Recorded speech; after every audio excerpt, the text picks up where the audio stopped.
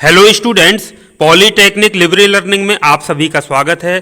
तो आज बच्चों हम बात करने जा रहे हैं industrial management and entrepreneurship development, जिसे हम हिंदी में औद्योगिक प्रबंधन एवं उद्यमिता विकास के नाम से जानते हैं। शॉर्ट में हम इसको IMED कहते हैं। उसका चौथा जो चैप्टर है वो है आपका प्रबंध का परिचय या इंट्रोडक्शन टू मैनेजमेंट। तो सिलेबस के अकॉर्डिंग हम चलेंगे। स्टार्टिंग से ही आपको बता देता हूं मैं कि कॉन्सेप्ट पर आपको फोकस करना है, जो शब्द लिखा है उस पर फोकस करना है और उसी के हिसाब से हमको आगे बढ़ते जाना है। तो सबसे पहला है प्रबंध की परिभाषा तथा महत्व। तो मैनेजमेंट को हिंदी में कहते हैं प्रबंधन, या कई बार हम उसको प्रबंध भी लिखते हैं। तो दोनों एक ही चीज है, आपको परेशान नहीं होना है। और इसका इंपॉर्टेंस भी हमको जानना है मैनेजमेंट का। तो सबसे पहले हम बात कर लेते हैं प्रबंधन की परिभाषा यानी डेफिनेशन ऑफ मैनेजमेंट। तो इसमें सिंपल से बिल्कुल एक तो हम लिख सकते हैं कि किसी संगठन मतलब ऑर्गेनाइजेशन, तो किसी ऑर्गेनाइजेशन या संगठन के संसाधनों यानी रिसोर्सेज को मैनेज करने की जो कला और विज्ञान है वही प्रबंधन कहलाता है। तो प्रबंधन या मैनेजमेंट क्या है? एक आर्ट भी है और साइंस भी है, जो कि संसाधनों को मैनेज करने के काम में आता है किसी भी ऑर्गेनाइजेशन में। तो बिल्कुल सिंपल सा कॉन्सेप्ट है, किसी भी संगठन के संसाधनों यानी रिसोर्सेज को मैनेज करने की जो कला है या विज्ञान है उसी को हम प्रबंधन या मैनेजमेंट कहते हैं। It is an art and science of managing resources of the organisation. ये तो सिंपल परिभाषा हो गई। अब दूसरे शब्दों में थोड़ा सा देख लेते हैं और अच्छे से। तो प्रबंधन या मैनेजमेंट एक ऐसी प्रक्रिया है जिसमें किसी संगठन के अभीष्ट उद्देश्यों की प्राप्ति के लिए कार्यों को दक्ष एवं प्रभावी तरीके से संपादित किया जाता है। किसी भी संगठन का एक उद्देश्य होता है उत्पाद बनाना, मुनाफा कमाना। तो यह प्रबंधन या मैनेजमेंट क्या होता है? एक ऐसी प्रक्रिया है जिसमें किसी संगठन के अभीष्ट उद्देश्यों, उसके कुछ ना कुछ, भाई संगठन बना है तो उसके कुछ ना कुछ उद्देश्य होंगे, तो उनकी प्राप्ति के लिए कार्यों को दक्ष तरीके से, ठीक है बच्चों, इफिशिएंट तरीके से और प्रभावी इफेक्टिव तरीके से संपादित करना ही क्या कहलाता है? प्रबंधन कहलाता है। अब एक जो बहुत विद्वान थे हेनरी फेयोल, इनकी थ्योरी अभी आगे हम पढ़ेंगे, सिद्धांत पढ़ेंगे मैनेजमेंट के इनके। उन्होंने भी एक कॉन्सेप्ट दिया था ये मैनेजमेंट का। तो हेनरी फेयोल के अनुसार प्रबंध से आशय पूर्वानुमान लगाना एवं योजना बनाना, आदेश देना, समन्वय करना तथा नियंत्रण करने से है। तो ये है हेनरी फेयोल की मैनेजमेंट की परिभाषा। प्रबंध से क्या आशय है या मैनेजमेंट से क्या आशय है? पूर्वानुमान लगाना तथा योजना बनाना, आदेश देना, समन्वय करना तथा नियंत्रण करना, ये कहलाता है मैनेजमेंट या प्रबंध, या इसी को हम प्रबंधन भी कहते हैं। तो ये हो गया बच्चों परिभाषा मैनेजमेंट या आपका प्रबंध या प्रबंधन की। अब हम बात कर लेते हैं प्रबंध के स्तर के। तो इसमें बिल्कुल सिंपल सा है, तीन सामान्यतः प्रबंध के तीन स्तर होते हैं यानी लेवल्स ऑफ मैनेजमेंट। तो तीन लेवल होते हैं। पहला होता है टॉप लेवल मैनेजमेंट, दूसरा मिडिल लेवल मैनेजमेंट और तीसरा होता है लोअर लेवल मैनेजमेंट। बिल्कुल यानी टॉप, मिडिल और बॉटम जिसको हम कहते हैं या लोअर हम कहते हैं। तो सबसे पहले हिंदी में जैसे हम बात करें तो उच्च स्तरीय प्रबंधन होता है। जैसे CEO जो होते हैं किसी भी कंपनी के, तो वो उस लेवल में आते हैं। तो टॉप लेवल मैनेजमेंट होते हैं उच्च स्तरीय प्रबंधन या टॉप लेवल मैनेजमेंट। दूसरे होते हैं मध्य स्तरीय प्रबंधन, जो और मैनेजर वगैरह होते हैं बड़े लेवल पर, वो मध्य स्तरीय प्रबंधन में आते हैं यानी मिडिल लेवल मैनेजमेंट में। और तीसरे स्तर के जो होते हैं निम्न स्तरीय प्रबंधन या कहते हैं लोअर लेवल या बॉटम लेवल मैनेजमेंट, वो जैसे सुपरवाइजरी लेवल, जैसे सुपरवाइजर्स जो होते हैं तो उनको निम्न स्तरीय प्रबंधन में माना जाता है यानी लोअर लेवल मैनेजमेंट में उनको कंसीडर किया जाता है। तो प्रबंधन के बच्चों कौन कौन से स्तर हो गए? तीन स्तर हो गए, top level management, middle level management और लोअर लेवल मैनेजमेंट या बॉटम लेवल मैनेजमेंट। उच्च स्तरीय प्रबंधन, मध्य स्तरीय प्रबंधन और निम्न स्तरीय प्रबंधन। प्रबंधन का महत्व बहुत बिल्कुल सरल भाषा में हम समझेंगे। इंपॉर्टेंस ऑफ मैनेजमेंट, बिल्कुल आप समझ सकते हैं कि चूंकि संसाधनों की बार बार बात हो रही है तो इसके महत्व को इसमें आपको लिखना है। मैंने सिर्फ शॉर्ट में देखिए लिखा है, लेकिन आपको बना करके पूरी चीज़ बढ़िया से लिखना है जब आपको उत्तर पुस्तिका में उत्तर देना है कि प्रबंधन के किसी भी ऑर्गेनाइजेशन में प्रबंधन के महत्व को निम्नांकित बिंदुओं द्वारा समझा जा सकता है। जिसमें पहला संसाधनों की बात करते हैं तो संसाधनों का इष्टतम उपयोग यानी ऑप्टिमम यूज ऑफ रिसोर्सेस, ये किसके द्वारा होता है? मैनेजमेंट के द्वारा। तो यानी प्रबंधन या मैनेजमेंट के द्वारा संसाधनों का इष्टतम उपयोग किया जा सकता है, यानी ऑप्टिमम यूज ऑफ रिसोर्सेज। दूसरा, दक्षता में वृद्धि होती है, यानी इंक्रीज इन इफिशियंसी, लागत में कमी आती है, कॉस्ट रिडक्शन। तो ये सब किसके द्वारा होता है? प्रबंधन के द्वारा या मैनेजमेंट के द्वारा ही पॉसिबल होता है। तो ये इसके सारे महत्व को इंगित कर रहा है कि कितना महत्व है संसाधनों का इष्टतम उपयोग करने के लिए, दक्षता में वृद्धि करने के लिए, लागत में कमी लाने के लिए, कर्मचारियों को प्रेरणा देने के लिए, यानी मोटिवेट्स एम्प्लॉयज़।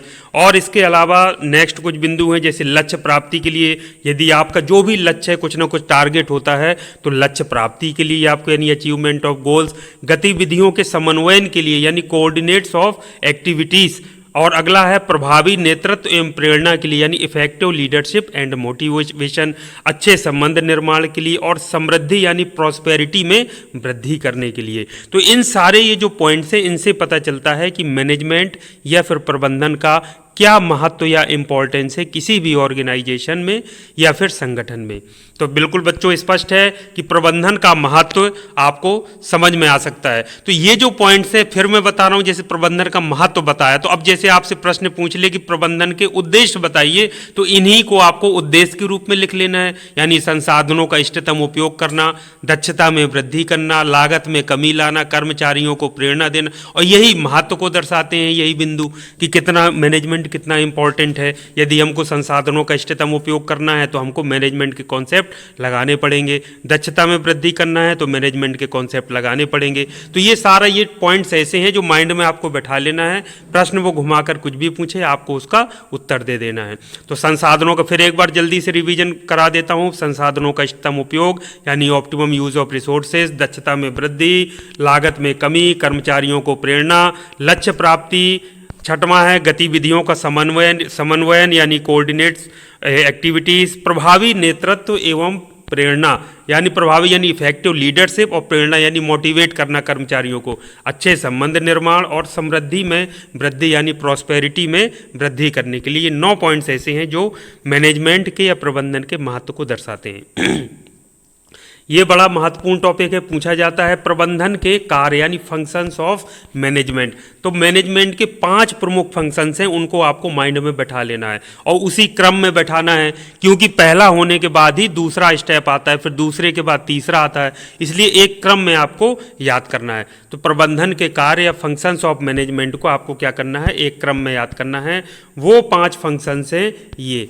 पहला है आपका प्लानिंग, दूसरा ऑर्गेनाइजिंग, तीसरा स्टाफिंग, चौथा डायरेक्टिंग, और 5वां है कंट्रोलिंग। तो इनको एक ही क्रम में याद करना है। तो एक हिंट जैसे मैं आपको बता रहा हूँ, याद कर लीजिए POSDC। तो शॉर्ट में यानी सबका P, प्लानिंग का P, ऑर्गेनाइजिंग का O, स्टाफिंग का S, डायरेक्टिंग का D, और C। तो एक आपने शब्द बना लिया POSDC। अब इसको शब्द को 2-4 बार लिख लीजिए, फिर इनसे आप वो पूरे वो बना लीजिए शब्द POSDC। P मतलब प्लानिंग, O मतलब ऑर्गेनाइजिंग, S मतलब स्टाफिंग, D मतलब डायरेक्टिंग, और C मतलब कंट्रोलिंग।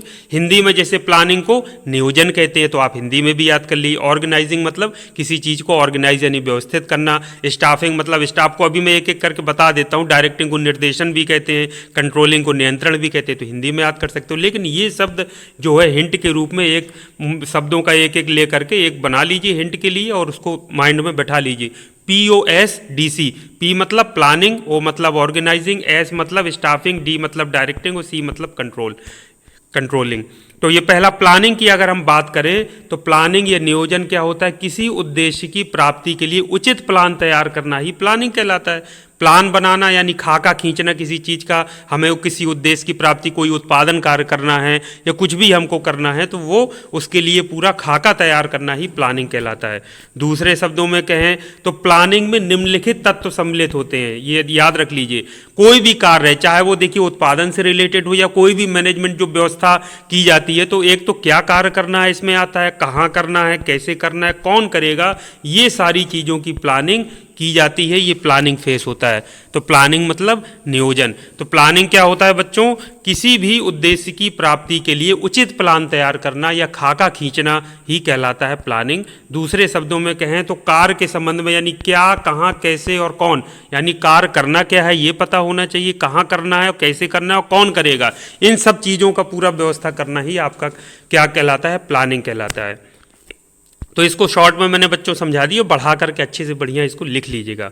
ऑर्गेनाइजिंग, अब देखिए ऑर्गेनाइजिंग मैंने बताया ना, जो POSDC ये शब्द उसी क्रम में आएंगे। तो दूसरा जब ऑर्गेनाइजिंग में जब आप आएंगे तो आपको बताना है कि प्लानिंग के बाद सबसे महत्वपूर्ण स्टेप ऑर्गेनाइजिंग होता है। फिर इसमें बताइए कि ऑर्गेनाइजिंग में कार्यों का बंटवारा व्यक्तियों या विभागों को किया जाता है।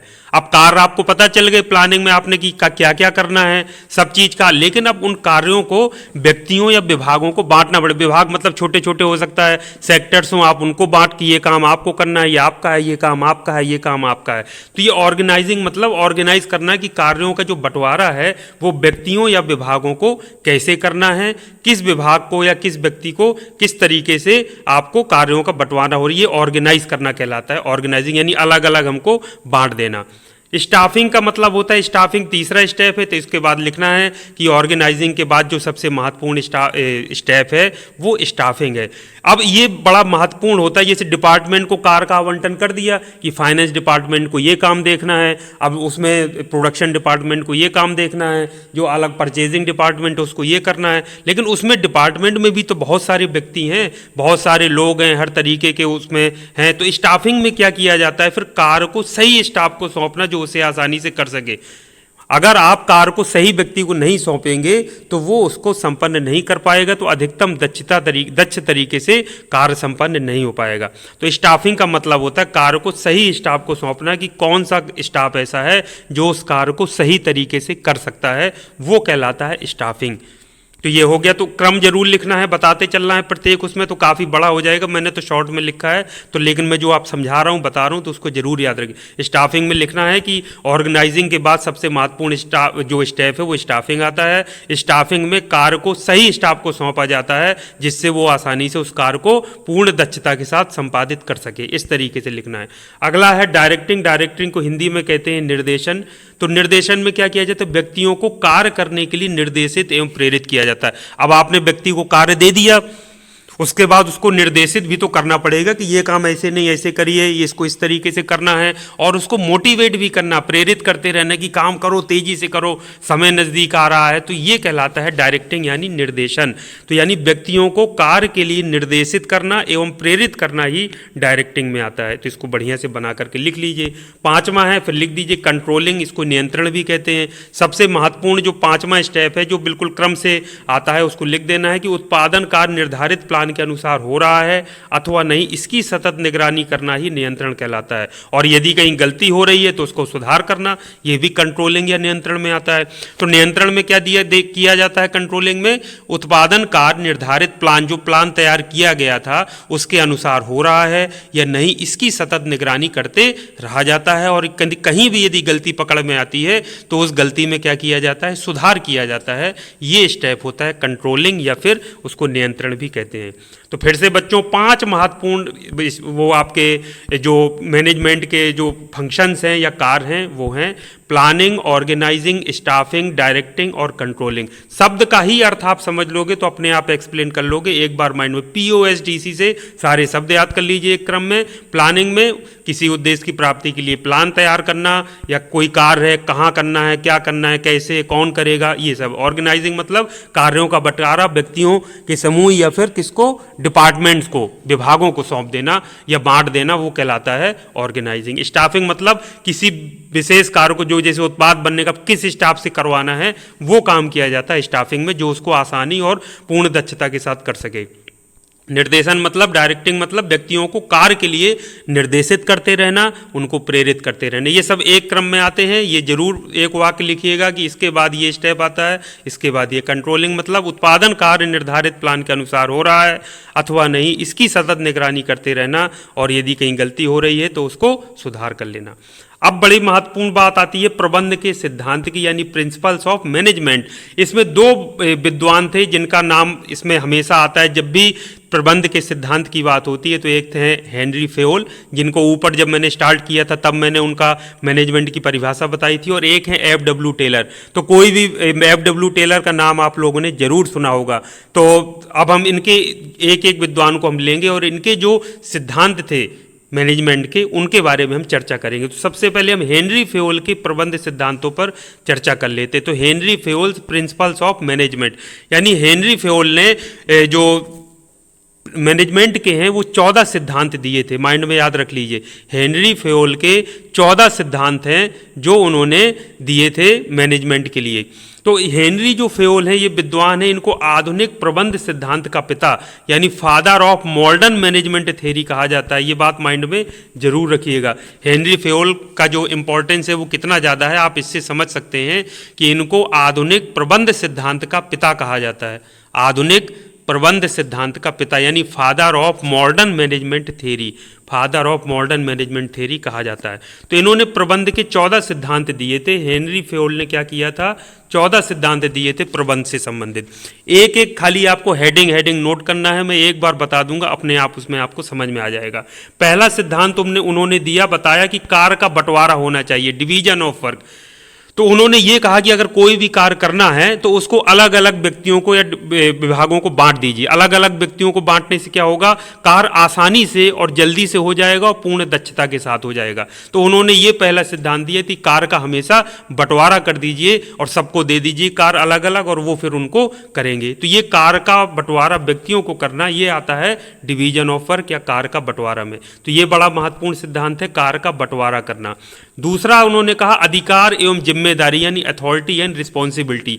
उन्होंने कहा कि लक्ष्य की प्राप्ति के लिए किसी व्यक्ति को, कोई भी है, उसको आप अधिकार दीजिए और उसको जिम्मेदारी सौंप दीजिए। यानी उसको कहिए कि ये काम आपका है, ये आपकी जिम्मेदारी। जब आप उसको जिम्मेदार बनाओगे तो वो फिर जिम्मेदारी के साथ उस कार्य का निर्वहन करेगा। तो उसको आप अधिकार भी दीजिए कार्य करने का कि ये अधिकार है, ये प्राधिकार पत्र भी कई बार दिया जाता है कि ये देखिए कार्य आपको करना है, ये अब आपकी अधिकार और जिम्मेदारी आपकी है, आप करना। तो जब उसके अंदर जिम्मेदारी पड़ेगी तो फिर वो कार्य को अच्छे तरीके से संपन्न कराएगा। तो ये लक्ष्य की प्राप्ति के लिए अधिकार देना एवं जिम्मेदारी सौंपना, ये बहुत महत्वपूर्ण होता है। ये दूसरा सिद्धांत है, अधिकार एवं जिम्मेदारी सौंपना यानी अथॉरिटी एंड रिस्पॉन्सिबिलिटी किसी भी एम्प्लॉय को देना ताकि लक्ष्य की प्राप्ति हो सके।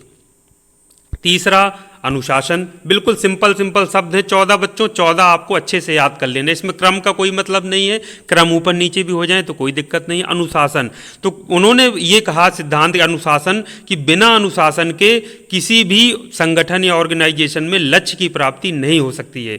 यदि अनुशासनहीनता है किसी भी स्तर पर तो वो अपने लक्ष्य को प्राप्त कर ही नहीं सकता संगठन। तो किसी भी मैनेजमेंट का ये मूल मंत्र है कि वहाँ पर अनुशासन को बनाए रखा जाए, डिसिप्लिन मेंटेन रखा जाए। और एक कहावत है ना कि अनुशासन ही देश को महान बनाता है। तो आप समझ लीजिए अनुशासन ही किसी संगठन को भी महान बनाता है। ये आप बिल्कुल जो कॉन्सेप्ट है वो याद रखिए। तो अनुशासन का उन्होंने एक सिद्धांत दिया।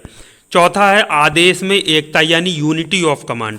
उन्होंने कहा आदेश में एकता का मतलब है जैसे आप हैं, यदि आपको कोई एक व्यक्ति आपके ऊपर का अधिकारी आदेशित करेगा तो आप हाँ करोगे कि भाई हमारा अधिकारी हमको कह रहा है। लेकिन दो लोग आपसे कहें, एक कह रहा है कि नहीं ये करो, दूसरा कह रहा है ये करो, तो आप कंफ्यूज हो जाओगे, कहोगे अरे ये कौन सी बात है, वो भी हमारे ऊपर है, वो भी ऊपर है, वो कह रहे हैं ये करो वो कर, तो कंफ्यूजन क्रिएट होगा। तो आदेश में एकता का मतलब है तो एक ही बॉस का आदेश होना चाहिए। बॉस क्या होना चाहिए, एक होना चाहिए, जो वो आदेशित करे वो काम किया जाए। कई बॉस होने से क्या होता है, कंफ्यूजन की स्थिति पैदा होती है और एम्प्लॉय कंफ्यूज हो जाता है कि आखिर में किसका आदेश मानूं और क्या करूं। तो आदेश में एकता का मतलब होता है एक ही बॉस का आदेश लागू होना चाहिए और यानी आदेश देने वाला व्यक्ति एक होना चाहिए एट ए टाइम। ये नहीं कि कई लोग आदेशित कर रहे हैं तो एम्प्लॉय को ये नहीं होना चाहिए। तो आदेश में एकता होनी चाहिए।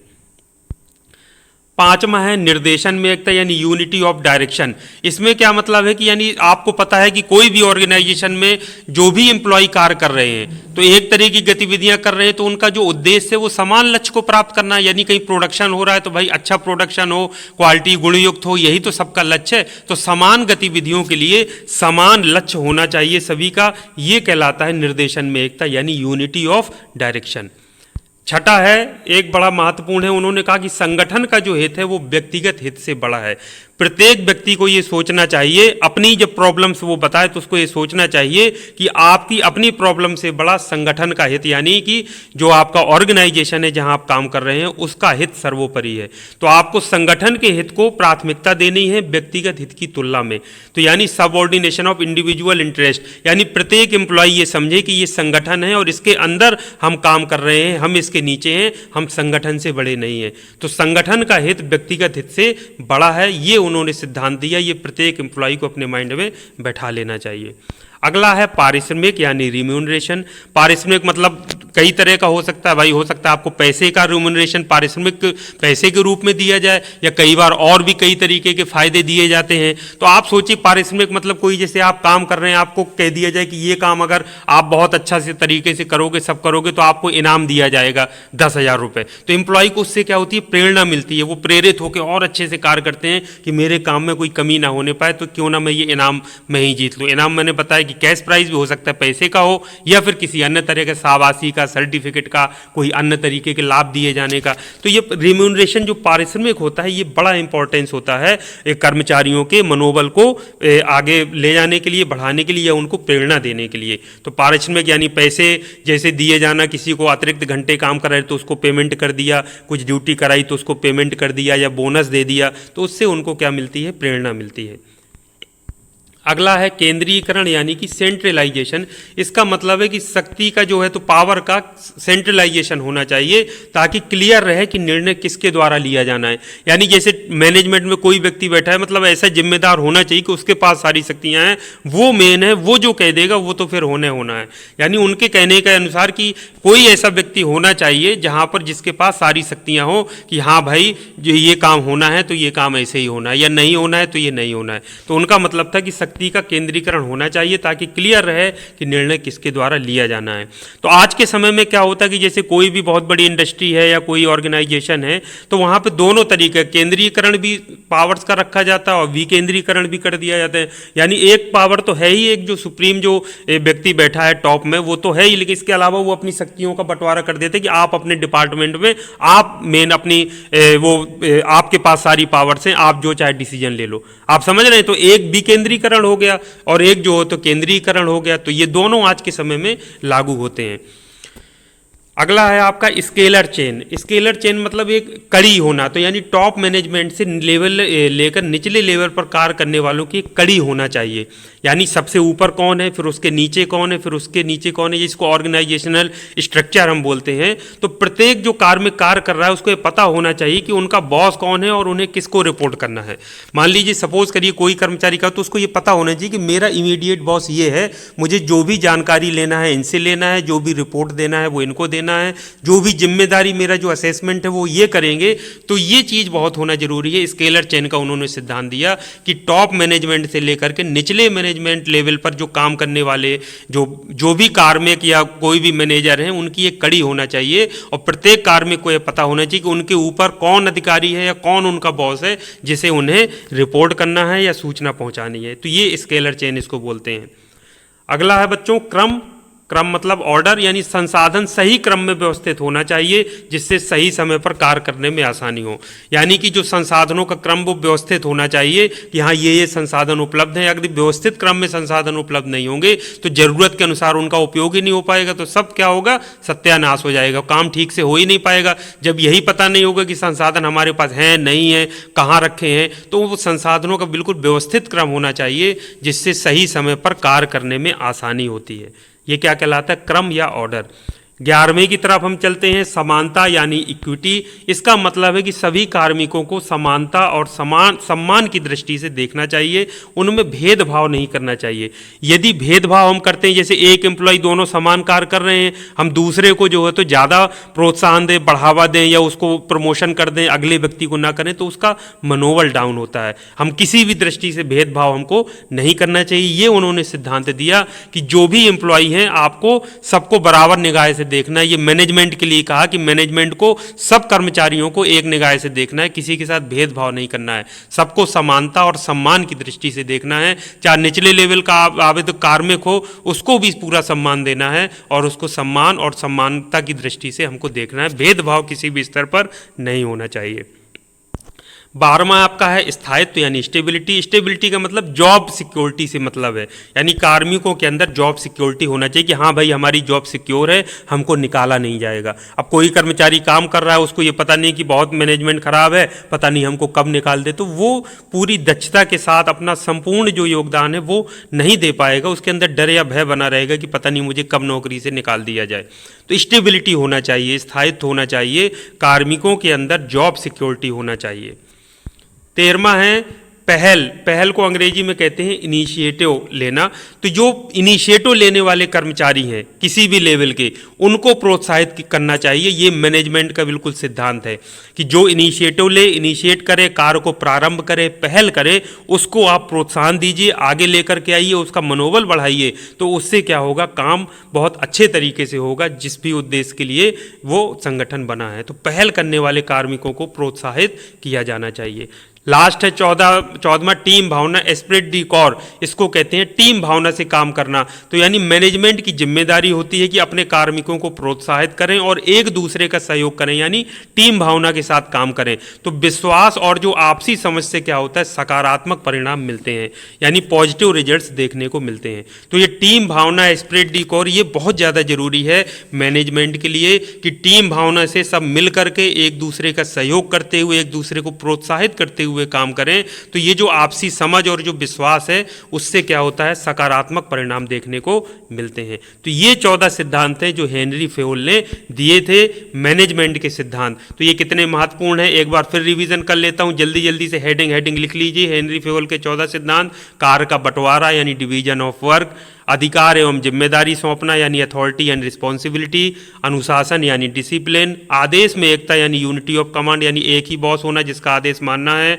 निर्देशन में एकता यानी समान गतिविधियों के लिए समान लक्ष्य, संगठन का हित व्यक्तिगत हित से बड़ा है, इसको माइंड में बैठाना, कर्मचारियों के प्रत्येक कर्मचारी के पारिश्रमिक रिम्यूनरेशन देना जिससे उनको प्रेरणा मिलती रहे, शक्तियों का केंद्रीयकरण यानी सेंट्रलाइजेशन, स्केलर चेन यानी टॉप मैनेजमेंट से लेकर निचले मैनेजमेंट तक काम करने वालों की एक कड़ी, क्रम, संसाधनों का एक निश्चित क्रम या उनकी उपलब्धता होनी चाहिए जिससे सही समय पर कार्य करने में आसानी हो। 11वां है समानता, इक्विटी यानी प्रत्येक कर्मचारी को समानता और सम्मान की दृष्टि से देखना है, भेदभाव नहीं करना है। अगला स्थायित्व, स्टेबिलिटी मतलब जॉब सिक्योरिटी होना चाहिए।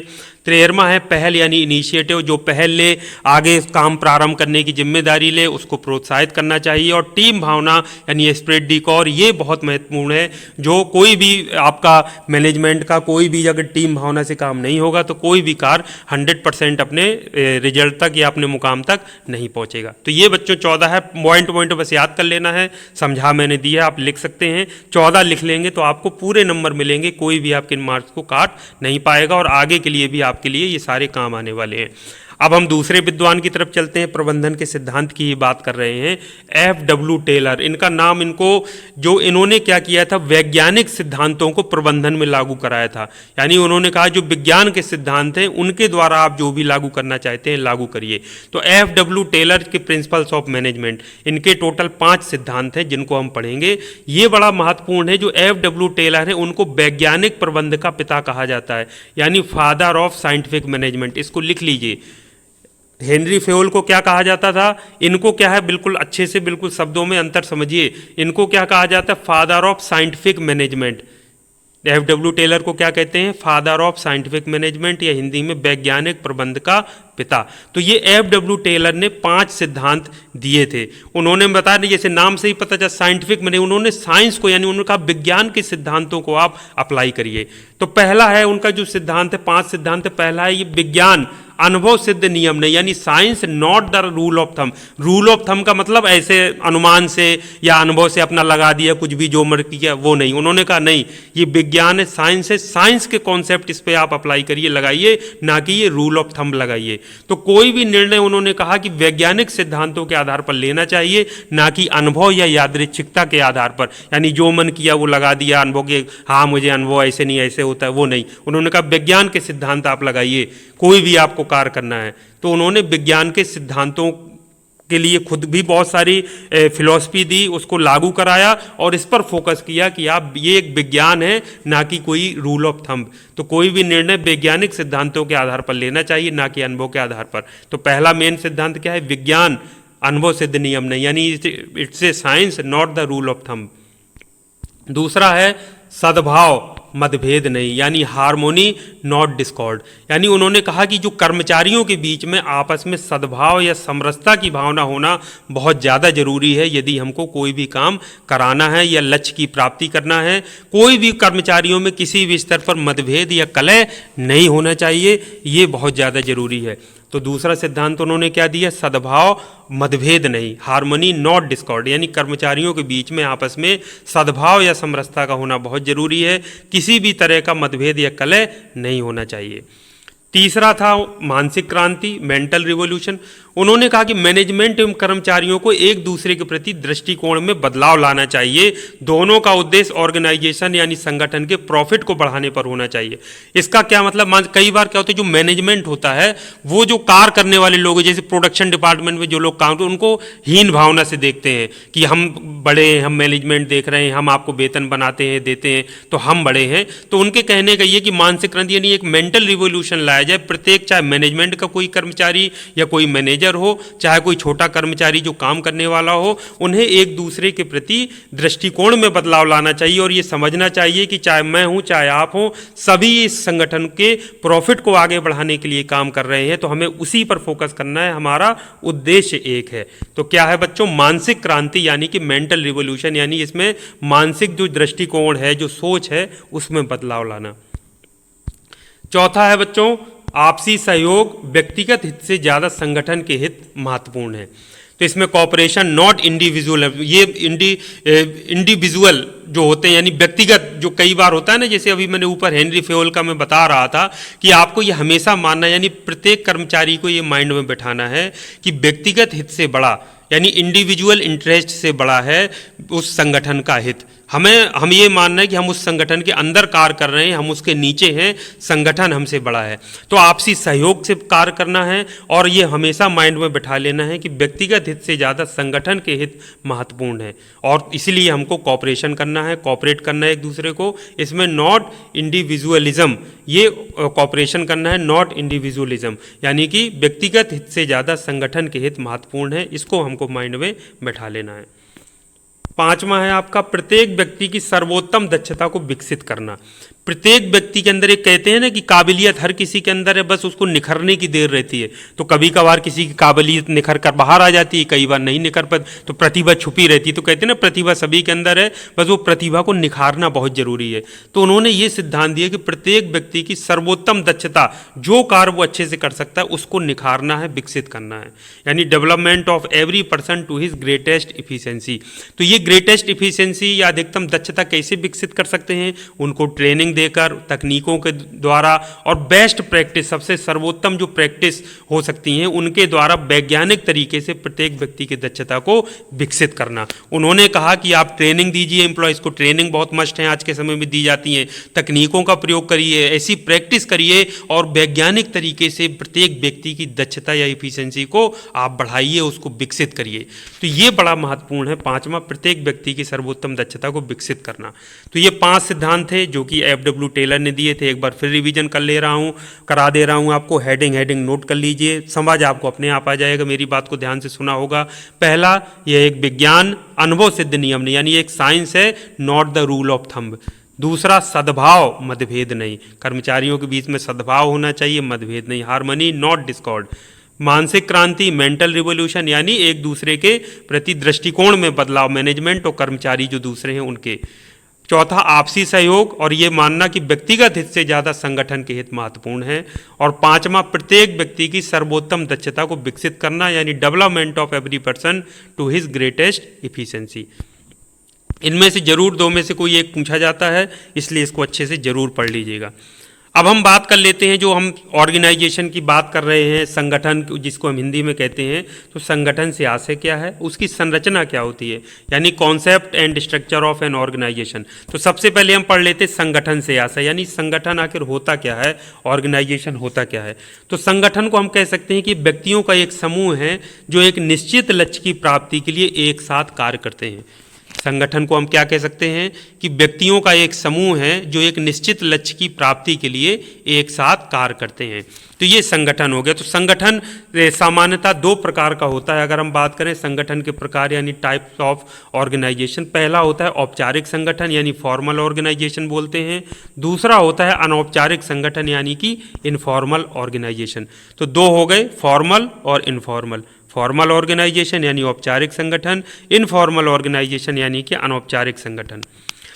अब औपचारिक संगठन क्या होता है? बिल्कुल इजी है। औपचारिक संगठन वो होता है जिसके निर्धारित नियम एवं अधिनियम होते हैं तथा प्रत्येक कर्मचारियों को उनका पालन करना होता है। जैसे इसके उदाहरण की बात करें तो कोई भी फैक्ट्री आप ले लीजिए या कंपनी ले लीजिए, तो कंपनी या फैक्ट्री में एक नियम बने होते हैं। प्रत्येक कर्मचारी को, चाहे वो टॉप से लेकर निचले लेवल तक का हो, उसको उन नियमों अधिनियम को पालन करना होता है। गवर्नमेंट के भी नियम अधिनियम लागू होते हैं, तो वो कहलाता है कंपनी, फैक्ट्री इत्यादि। तो वो औपचारिक संगठन होता है, उसका बाकायदे रजिस्ट्रेशन होता है, नियम अधिनियम बने होते हैं, उनका पालन करना होता है, वो कहलाता है औपचारिक संगठन।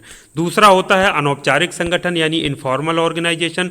तो ऐसा संगठन जिसके कोई निर्धारित नियम और अधिनियम नहीं होते हैं तथा इसमें मुख्य फोकस जो होता है सामाजिक संबंधों एवं नेटवर्क के निर्माण में होता है। जैसे मित्र मंडली, मान लीजिए 15-20 लोगों ने एक फ्रेंड सर्किल बना लिया, आपस में अपना कुछ कार्य कर रहे हैं या एक दूसरे के प्रति जैसे अपनी टेंशन तनाव दूर करने के लिए या योगा के लिए कोई एक बना लिया, तो इस तरीके से क्रीड़ा समूह, खेल कूद के लिए बना लिया हमने बहुत सारे। तो इस तरीके के जो समूह होते हैं वो अनौपचारिक संगठन में आते हैं।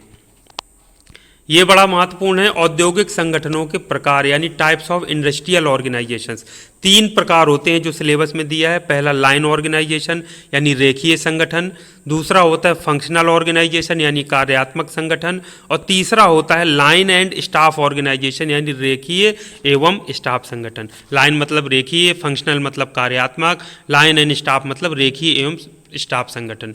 तीनों बिल्कुल कॉन्सेप्चुअल हैं, बस एक बार आप कॉन्सेप्ट समझ लेंगे तो आपको कॉन्सेप्ट क्लियर हो जाएगा, कभी नहीं भूलेगा, आप इसके सारा चीज़ लिख सकते हैं। अब लाइन तो एक एक करके बात कर लेते हैं। सबसे पहले लाइन ऑर्गेनाइजेशन की बात हम कर लेते हैं, यानी जिसको कहते हैं रेखीय संगठन। नाम से ही पता है रेखीय मतलब एक निश्चित रेखा में होता होगा। तो इसमें जो आदेशों का प्रवाह होता है वो ऊपर से नीचे की ओर होता है, यानी एक लाइन बन जाती है इस तरीके से। इसको रेखीय संगठन कहते हैं, यानी ऊपर से नीचे की तरफ क्या होगी, एक लाइन बन गई तो रेखीय संगठन कहते हैं। तो ये मान के माइंड में बैठा लीजिए, इसमें जो आदेशों का प्रवाह होता है वो ऊपर से नीचे की ओर रेखीय रूप से होता है। एक लाइन ये जैसे मैंने खींच दी, ये देखिए लाइन, ये मैंने लाइन बना दी, तो आदेशों का प्रवाह सबसे ऊपर से आएगा, फिर नीचे, इस तरीके से एक लाइन बन जाती है। तो इसमें हम कह सकते हैं कि उच्च स्तर का व्यक्ति निम्न स्तर वाले व्यक्ति को आदेशित करता है। ठीक है बच्चों, तो ये संगठन संरचना का सबसे सरलतम और सबसे प्राचीन रूप है जो हमेशा से फॉलो किया जाता रहा है। तो इसमें क्या होता है, सबसे सर्वोच्च अधिकारी के पास समस्त अधिकार होते हैं। इसको मिलिट्री संगठन या फिर स्केलर संगठन भी कहा जाता है। अब ये चित्र देख लीजिए, आपको समझ में आ जाएगा। जैसे कोई भी मान लीजिए आपका संगठन है, तो उसमें सबसे ऊपर कौन है, जनरल मैनेजर, इसके पास सबसे ज़्यादा शक्तियाँ हैं, पावर है। फिर ये असिस्टेंट मैनेजर है, तो यानी असिस्टेंट मैनेजर को आदेश कहाँ से मिलेंगे, जनरल मैनेजर से। असिस्टेंट मैनेजर के नीचे प्रोडक्शन मैनेजर है, प्रोडक्शन मैनेजर कहां से आदेश लेगा, असिस्टेंट में, यानी असिस्टेंट मैनेजर किसको आदेशित करेगा, प्रोडक्शन मैनेजर को। और उसके बाद नीचे है सुपरवाइजर, और सुपरवाइजर के नीचे वर्कमैन। ये सुपरवाइजर किसको आदेशित कर रहा है, वर्कमैन को। प्रोडक्शन मैनेजर किसको आदेशित कर रहा है, सुपरवाइजर को। जो आदेशों का प्रवाह है वो आप देखिए रेखीय रूप से ऊपर से नीचे की तरफ है, यानी ऊपर general manager, assistant manager, production manager, supervisor, workman. अब इसको आप बदल भी सकते हैं, कुछ भी नाम दे लीजिए, सीईओ ऊपर लिख दीजिए, उसके नीचे लिखते जाइए चीफ मैनेजर, इस तरीके से भी होते हैं।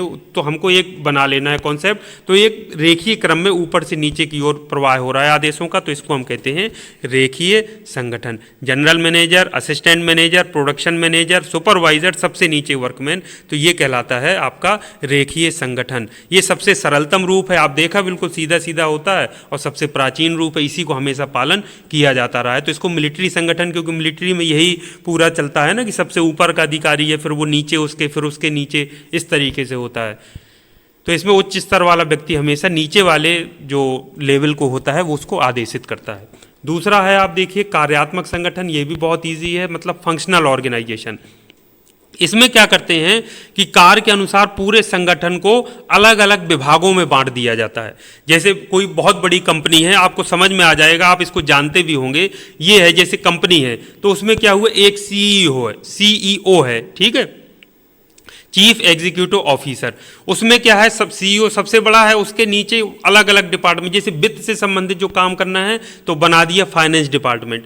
एक मार्केटिंग एंड सेल्स के लिए एक अलग डिपार्टमेंट बना दिया। ह्यूमन रिसोर्सेज के लिए यानी जो एम्प्लॉयज़ हैं उनको हायर करने के लिए यानी नियुक्तियां करने के लिए ह्यूमन रिसोर्स डिपार्टमेंट बना दिया। ऑपरेशंस के लिए या प्रोडक्शन के लिए एक अलग डिपार्टमेंट बना दिया। तो डिपार्टमेंट बन गए। अब इनके नीचे फाइनेंस में भी बहुत सारे काम है, तो कौन कौन करेगा उसको बांट दिया गया। मार्केटिंग सेल्स में जो उनको बांट दिया गया, सेल्स प्रोडक्ट, उसके बाद ह्यूमन रिसोर्स में हायर करना, पेरोल पर रखना, ट्रेनिंग देना, ऑपरेशंस में प्रोडक्शन करना, लॉजिस्टिक्स, रिसर्च डेवलपमेंट, ये सारे। तो ये क्या हुआ बच्चों, पूरा का पूरा जो ऑर्गेनाइजेशन था उसको क्या कर दिया गया, वो अलग अलग विभागों में बांट दिया गया। प्रत्येक विभाग में एक मेन आदमी बैठा दिया गया, कह दिया गया कि ये हेड ऑफ द डिपार्टमेंट है, यानी फाइनेंस के हेड ये हैं, इनकी सारी रिस्पॉन्सिबिलिटी है, इनके अंडर में सारे कर्मचारी कार्य करेंगे, यानी इनके आदेश को मानेंगे। तो इस तरीके से बच्चों इसको कहते हैं कार्यात्मक संगठन। कार्यात्मक नाम से ही पता चल रहा है, कार्य के अनुसार पूरे संगठन को अलग अलग विभागों में बांट देना और प्रत्येक विभाग के एक हेड ऑफ द डिपार्टमेंट को नियुक्त कर देना जो पूरे विभाग के कार्यों के लिए जिम्मेदार होते हैं। और पूरे ऑर्गेनाइजेशन के एक सीईओ हो गए। तो ज़्यादातर जो कंपनीज हैं आजकल प्रोडक्शन की, आप जानते होंगे, तो जैसे कोई लड़का कहता है मैं क्वालिटी कंट्रोल डिपार्टमेंट में काम कर रहा हूं, कोई कहता है मैं प्रोडक्शन डिपार्टमेंट में काम कर रहा हूं, कहते हैं बच्चों की नहीं, कोई कहता है मैं डिजाइन डिपार्टमेंट में काम कर रहा हूं। तो यही तो बच्चों डिपार्टमेंट है, अलग अलग लिया, हायर किया, उस विभाग में भेज दिया। आप वहां का डिपार्टमेंट अलग है, आपका जो कार्य बटे हैं वो आप अपना कार्य कर रहे हो, वहां आपका एक हेड होगा, उसके नीचे भी होंगे, तो उसके नीचे भी देखिए अलग अलग। तो ये इस तरीके से इसको कहते हैं कार्यात्मक संगठन। अब बच्चों ये दोनों के आप देखिए कुछ लाभ हैं, कुछ अलाभ हैं। आप अलाभ समझ करके लिख सकते हैं दोनों के अलग अलग। तो जो अलाभ है इनको दूर करने के लिए क्या किया गया, एक तीसरा बना दिए इन दोनों का संयुक्त रूप, लाइन एंड स्टाफ संगठन, लाइन एंड स्टाफ ऑर्गेनाइजेशन। तो रेखीय संगठन तथा कार्यात्मक संगठन का संयुक्त रूप जो होता है वो कहलाता है लाइन एंड स्टाफ संगठन। समझ गए बच्चों, दोनों के क्या कर दिया, मिला दिया गया कि इसकी जो खूबियां हैं कुछ इसकी खूबियां हैं, क्यों ना दोनों को मिक्स करके किया जाए, मतलब डिपार्टमेंट में भी बांट दिया जाए और उसमें फिर क्या कीजिए, रेखीय, फिर उसमें क्रम से अधिकार भी दे दिए जाएं, पावर्स दे दी जाएं। तो रेखीय संगठन और कार्यात्मक संगठन का संयुक्त रूप लाइन एंड स्टाफ संगठन कहलाता है। इसमें भी देखिए क्या होता है, आदेशों का प्रवाह ऊपर से नीचे की ओर होता है तथा लाइन मैनेजर इसमें क्या होता है, इंचार्ज बना दिया जाता है उसको। अब लाइन मैनेजर को जो स्टाफ शब्द आ रहा है ना, स्टाफ का मतलब होता है कोई एक्सपर्ट व्यक्ति जो लाइन मैनेजर को सलाह देता है। तो लाइन मैनेजर को सलाह देने के लिए स्टाफ होते हैं जो कि अपने क्षेत्र में एक्सपर्ट होते हैं। तो ये स्टाफ की सलाह को मानना या नहीं मानना ये लाइन मैनेजर पर निर्भर करता है, क्योंकि जिम्मेदार वो है। यदि प्रोडक्शन खराब होगा या अच्छा होगा तो सारे उसको पूरा जिम्मेदारी लेनी पड़ेगी, मिलेगी। तो वो स्टाफ से सलाह लेता है और उसको मानता है, नहीं मानता है, लागू कराता है, ये सारी जिम्मेदारी उसकी होती है। तो इस तरीके से दोनों का संयुक्त रूप यानी आदेश ऊपर से नीचे की ओर तो प्रवाह होते हैं, इसके अलावा डिपार्टमेंट भी अलग अलग बटे होते हैं। और इसमें लाइन जो मैनेजर होता है उसको मेन बना दिया जाता है, सारे चार्ज दे दिए जाते हैं और फिर उसके अंडर में सारे होते हैं और सलाह देने के लिए एक्सपर्ट रख दिए जाते हैं जिनको हम स्टाफ बोलते हैं। तो इस तरीके से बच्चों ये काम करता है लाइन एंड स्टाफ मैनेजमेंट। तो ये बच्चों सिलेबस के अनुसार था, पूरा मैंने आपको करा दिया है और चैप्टर पूरा फिनिश हो गया है। उम्मीद करता हूं कि आपको समझ आया होगा। आप पढ़ेंगे जो मेन हेडिंग्स मैंने बताई हैं, की पॉइंट्स, उनको आप कॉपी में नोट कर लेंगे ताकि एन परीक्षा के मौके में एक बार देख के आप चले जाएंगे तो आपको बिल्कुल फ्रेश माइंड में बना रहेगा। तो शुभकामनाओं सहित आज के इस यही चैप्टर को यहीं फिनिश करते हैं जो कि पूरा हो गया है। नेक्स्ट चैप्टर की ओर जल्दी से बढ़ते हैं जो कि आपका है 5वां चैप्टर। तो आज के लिए इतना काफ़ी है। Thank you very much. आप सभी का दिन शुभ हो।